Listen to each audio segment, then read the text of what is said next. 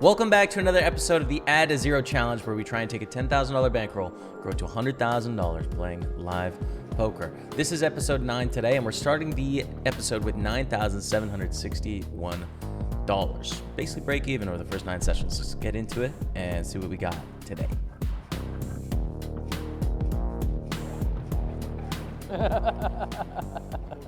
Starting pretty happy, it seems. We have ace-7 of diamonds in a double straddle. So it's 2, 5, 10, 65. 20. We're going to raise it up just over 3 times the blinds to 65.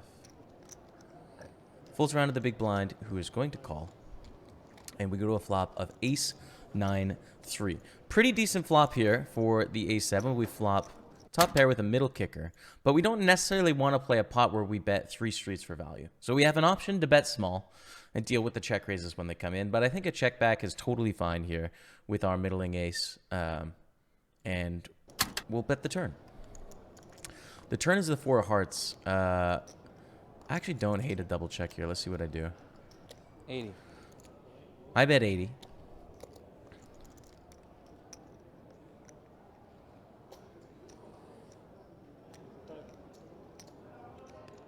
My opponent raises it up to 265.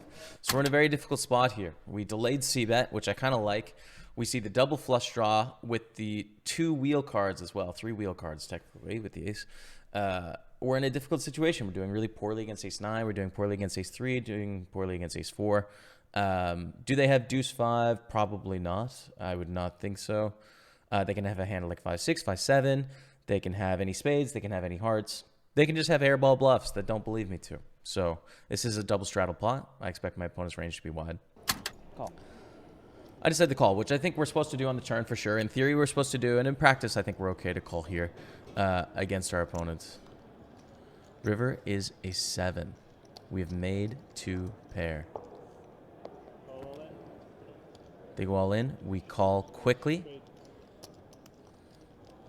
They have deuce-5. That's not the start to the session we want. Deuce-5 may be a hand that can be in the range, maybe not. I think it's probably going to lose a little bit of money, given that we're about 40 blinds deep, and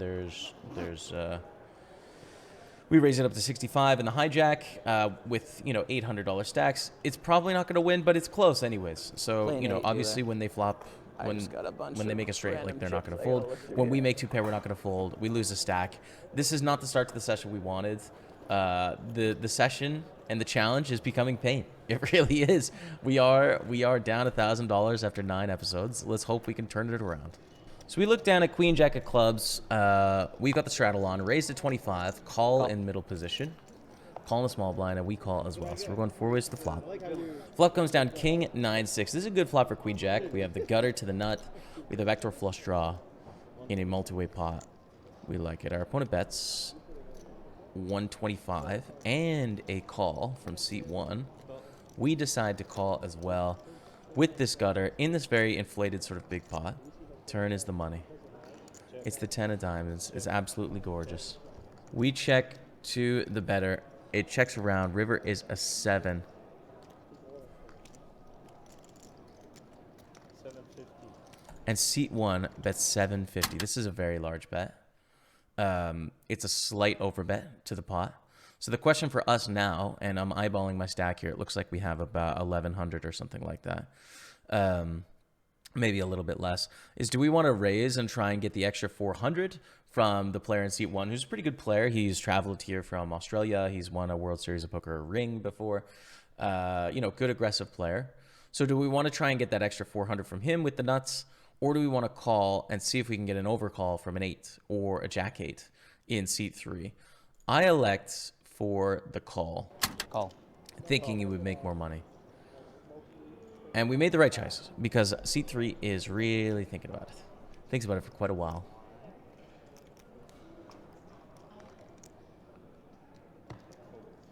Oh, so sick. Folds.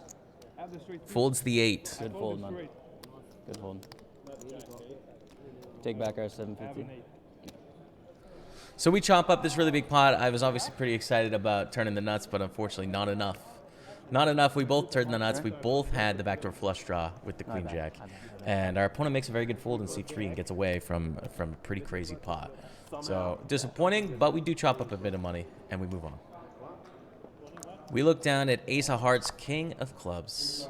Gonna raise up to 20 from seat 9, who is a very good player. We've played with him a bunch, and he's gonna be a villain in several episodes coming up here. We 3-bet to 65, call him middle of the table. Back on seat 9, who calls as well. So we go 3 ways to the flop, 65 each a piece plus the blinds, which is queen, 10, 4. I decided to check here. I think you can bet small, in theory, 3 ways in this spot, but I think checking is probably better in that I expect both my opponents to hit the queen and the 10 pretty hard. So I'm just going to check and not try and get them to fold these middling pairs. I don't think that's a good strategy, and I don't think it's been working very well when I've been trying. So just going to play this pretty straightforward. Turns a 10.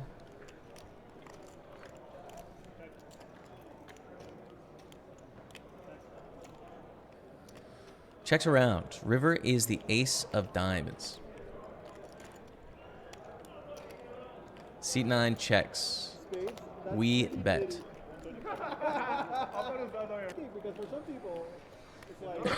We get a call from seat 5, and action is back on seat 9, who raises it up to 520. What the heck do we do here? The problem here is that both of us have very capped ranges, right? We're in seat 2 and seat 5. Both of us, neither of us have a 10, right? Neither of us have ace queen. And it's very unlikely that neither of us have king jack or even diamond draws. We're going to mostly bet them on the turn. Most of these hands would have bet by now. So when I bet the river, my hand looks like ace king or ace jack. And when the opponent calls a middle position, their hand looks like ace jack or ace 9 or ace 8 or ace 7 or ace 6. So we've got very weak hands, primarily. And seat 9, who is definitely an action player, and you'll see that in the coming days, goes for the check raise to 525. So you know, what are they saying, right? Like, against some opponents, this is just such a snap fold. It's just like, okay, well, they've got the goods, whatever, we're done. But against this opponent who's very creative and has pulled some massive, like, very big bluffs in games with me and stuff like that, they're saying that they had a full house, like a queen 10, and they checked the flop and they checked the turn and they checked the river, hoping we would bet. It's difficult to do, right? Or they had a diamond draw on the turn, and they didn't decide to lead out and bluff the diamond draw on the 10, which is like probably the best bluff card in the deck against the pre-flop raiser me. And instead they went for a check on that card, probably planning to check raise, and then checked the river, hoping to get value from a hand like this. Or they had a king jack that they didn't bluff, and they're going for a check raise on a paired board with diamonds, as opposed to just betting themselves. These are very difficult stories to believe, right? Like, it's a very niche idea, and I know my opponent is very capable of putting in the crazy play here. So I make a call, and I can tell you one thing: it doesn't feel good to call here. I hate hero calling in live poker. It just sucks. Because people don't bluff enough generally, but I think this opponent does. When I was sitting there, I was like, you know what? I think this guy actually bluffs more than is necessary, because, you know, he's playing really well. He's playing very aggressive, so we call. Middle position folds. Good. And he has the king X of diamonds. I heroed. Nice. So we lose about $500 there. We're gonna have to add on to some buy-ins. I think I have the coolest piece of poker software you've ever seen today. It is called Hybrid Poker. Brand new piece of poker learning software where you test your score against myself, against Daniel Negreanu, against Bill Perkins, and see how you score against the three of us, as well as other poker players as well. But Hybrid Poker learns about you, the player, this is really cool. As Hybrid Poker gets to know you, it's going to tell you what to work on. There's a link to the IQ test down below. Try it for free. I think you'll like it, so try it out. Up to 1,800 in buy-ins now. Looking down at 5-4 of diamonds on the button. Call. Raise up to 30 from seat 8. We call on the button. Call in the small blind. And call in seat 5. Yeah, my button. Yeah. Okay. Flop ace 6 3 1 diamond. What a beautiful flop for 5-4 of diamonds. Look at my chops in that. We're gonna likely win a very big pot here when we hit our hand. We bet 50. We get a call in C3. Turn is a king of hearts. So me, I'm a bit, I get a hard time with dairy. Check, check. That's a trap, huh? River, we get a bet. I think it's 75. 75.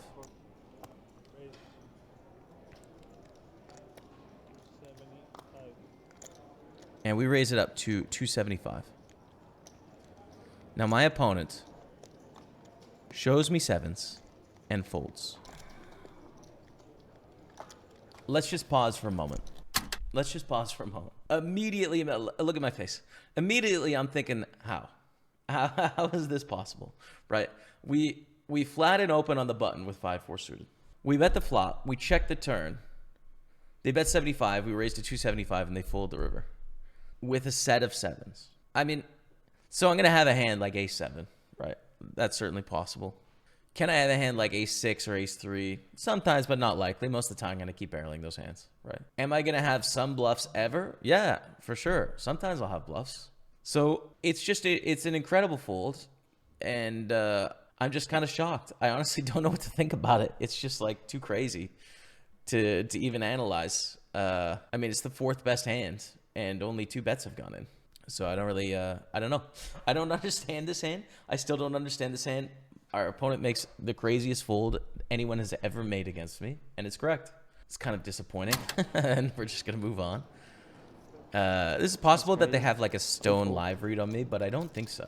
And we've played pots after this happened in the future, and I don't think that's the case. So moving on to the next hand, we have $2,500 in buy-ins, looking down at the ace-king with not a very big stack. Session not going great. And we are going to 3-bet out of the big blind. We get a raise from C3. We get a call from seat 8. And we squeeze it up.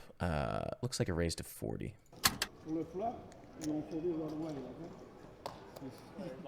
How many times do you want to run it?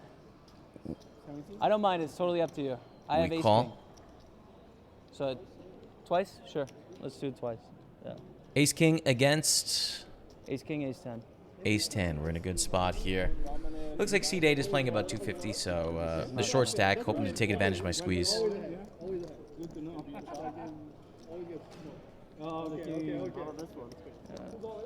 Run number 1 is clean. Ace king, ace 10, chat. Second board.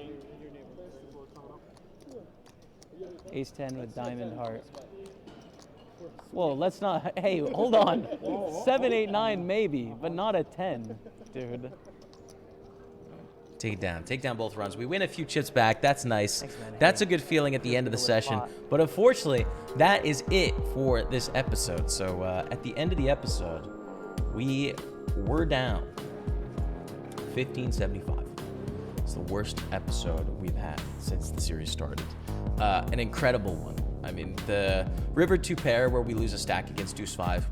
Nothing you can do about that. That's just... You know, if you don't fold the turn, you're definitely not folding the river, and you're not supposed to fold the turn. The set of sevens where we don't make the money with the straight, that's crazy. That's just nuts. I don't know how to think of, like, I don't know. You guys can speculate. I'm sure all of you will think that he has a stone read on me. I think he just kind of made, to be honest, not a great fold. But he was correct.